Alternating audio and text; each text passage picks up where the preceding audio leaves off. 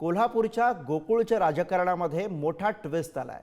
अरुण डोंगळे गोकुळ अध्यक्षपदाचा राजीनामा देणार नाहीत, तसंच डोंगळे गोकुळ संचालकांच्या सभेला जाणार नाहीत अशी माहिती त्यांनी दिली आहे। मुख्यमंत्री आणि उपमुख्यमंत्र्यांसोबत अध्यक्ष डोंगळे यांची बैठक पार पडली।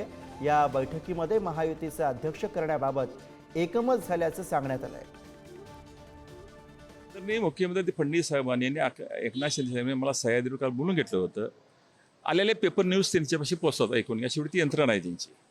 त्या यंत्रणेत महाविकास आघाडीचा चेअरमन होतोय हे त्यांना लक्षात आलेलं। शेवटी काय पेपर येतील, न्यूजवर सगळ्या गोष्टी असतात, तर त्यांची भूमिका माझ्याबद्दल नाही आहे।